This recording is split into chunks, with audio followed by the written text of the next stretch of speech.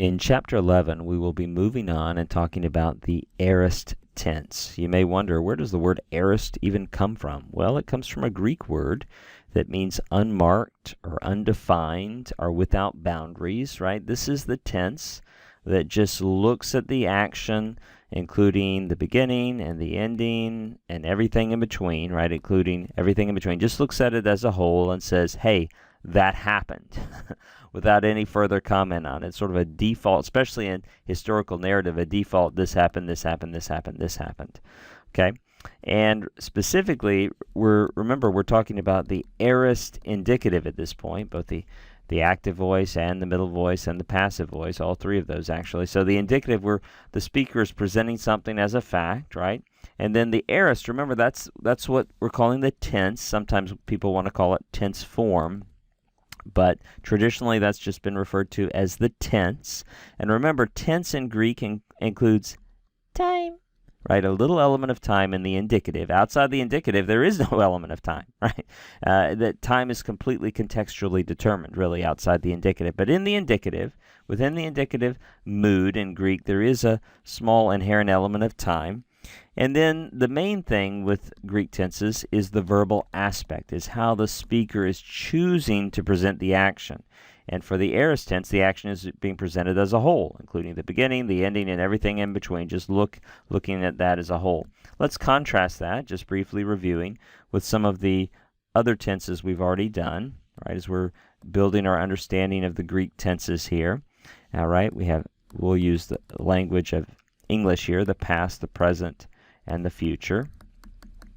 And let's think about what we've already done, right? In the future, we saw the future tense is best understood probably as including the beginning, ending, and everything in between, more of a holistic presentation.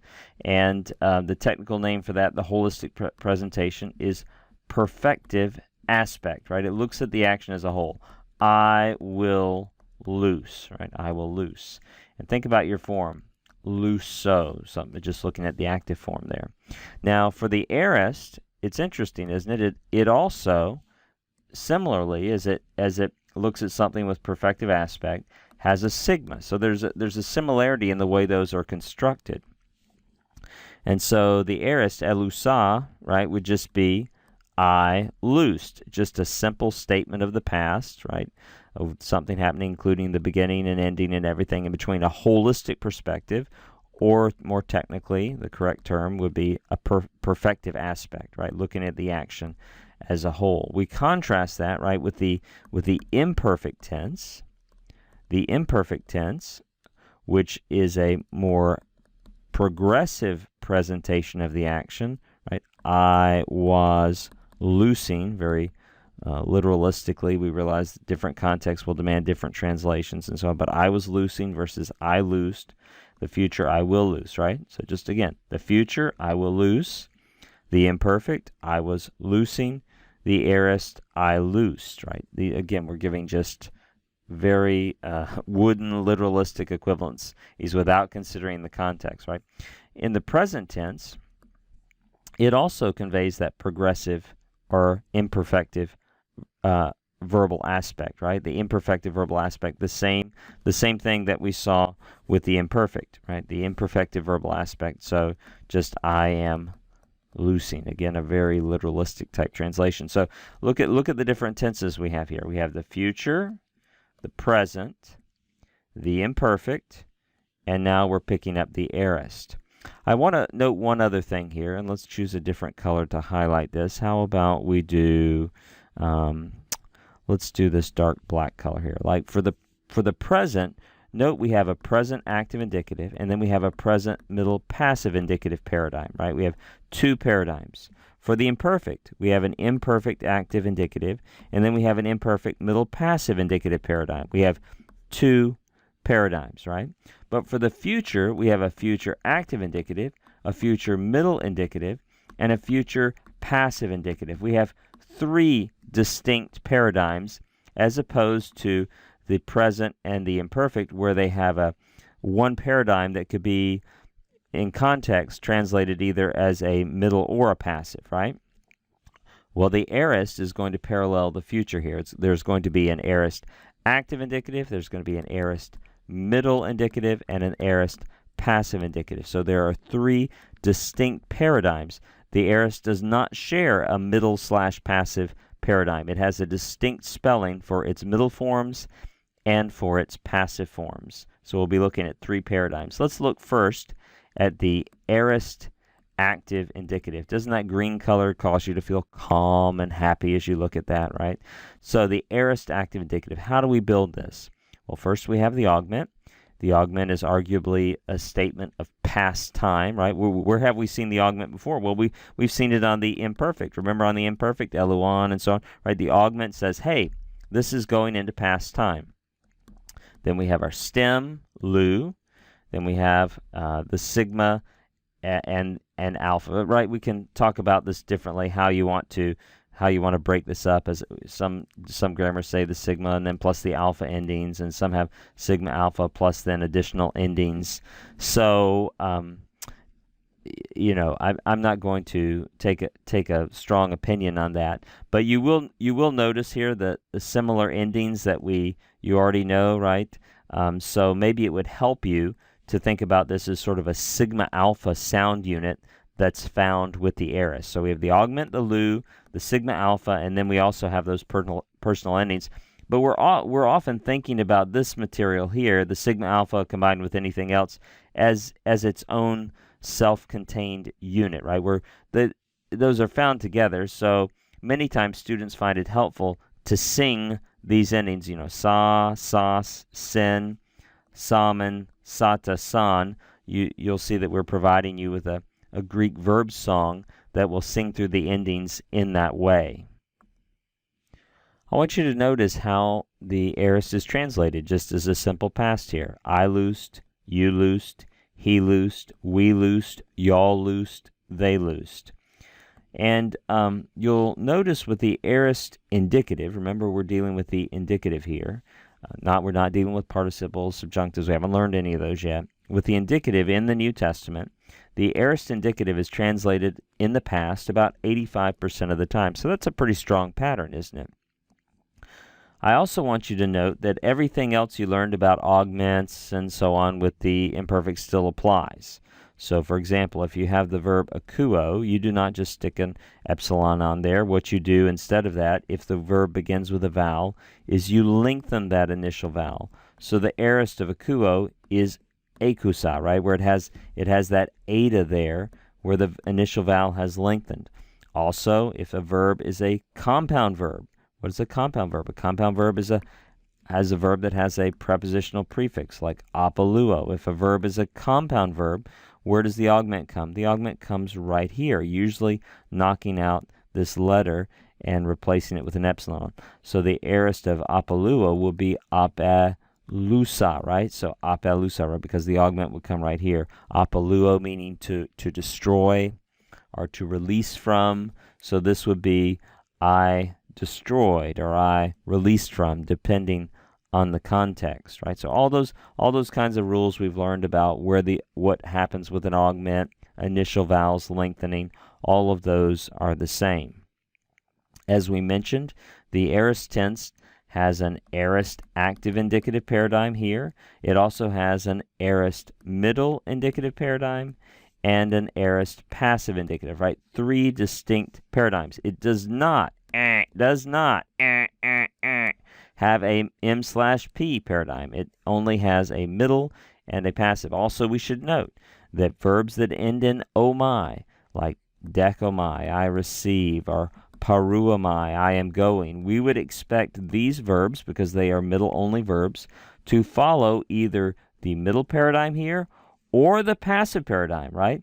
Middle-only verbs, just to be very clear, follow middle paradigm sometimes, and sometimes they follow passive, with no distinction of meaning between those. They follow both middle and passive paradigms, communicating a middle idea, right? A middle idea. Omega verbs, on the other hand, will follow in the aorist, the active paradigm to say the subject's doing it, the passive paradigm to say the subject's receiving the action, the middle paradigm to convey the idea that the subject is doing the action to or for itself, right? So a verb that ends in omega, like akuo, luo, pistuo, will have the possibility of appearing in the active, the passive, and middle, conveying an active idea of the subject, conveying the subject's passivity, conveying the subject's involvement and affectation, being affected by the action. Whereas if a verb ends in "oh my," it can only follow the middle or the passive paradigm. But whether it follows the middle or the passive, it is conveying only a middle idea. You cannot make an "oh my" verb passive in meaning.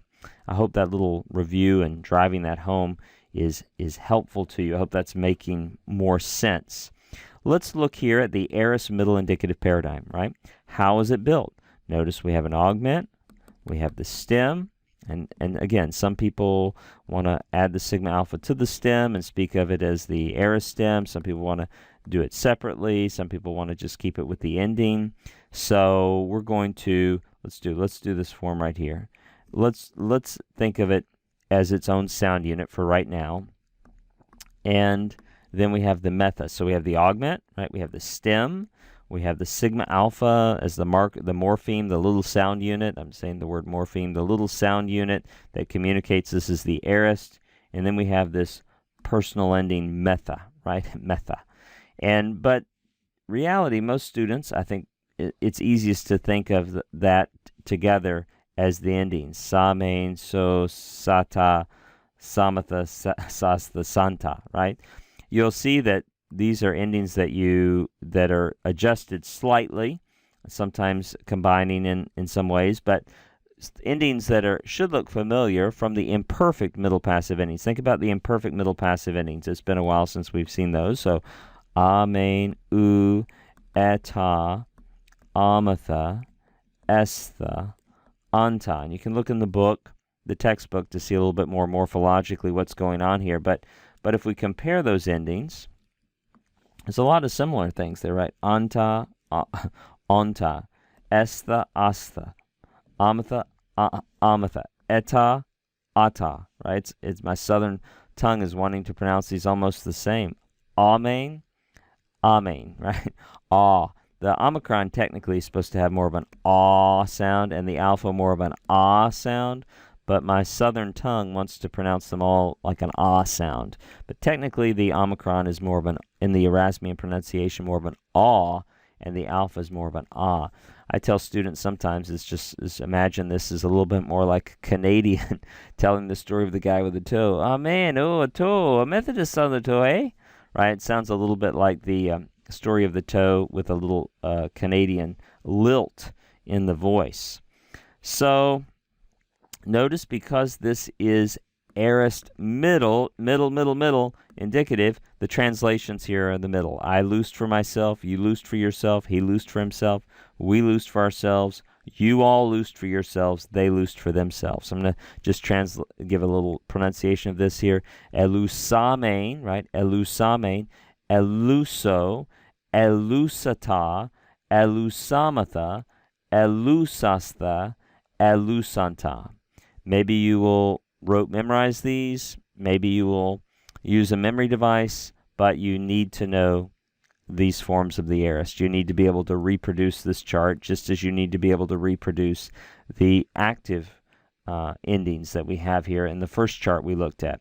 So the aorist has an aorist active indicative paradigm. The aorist has an aorist middle indicative paradigm, and the aorist has an aorist passive indicative paradigm. What do you see here that looks familiar? You see something?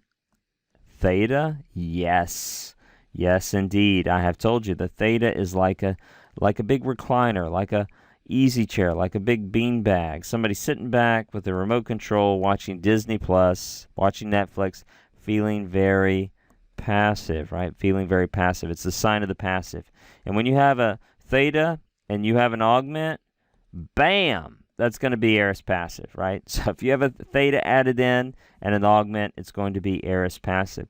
There are some other things here that should look familiar to a sigma in the second person singular, that te ending, the men ending, this new here, a new here, nothing added on here. So if you look at this and compare it to some of your earlier paradigms, you will find that indeed there's a lot of overlap in small ways, or in sound units and in endings. So let me just pronounce these. Eluthane, eleuthes, eleuthe, eleuthemen, eleuthete, eleutheson.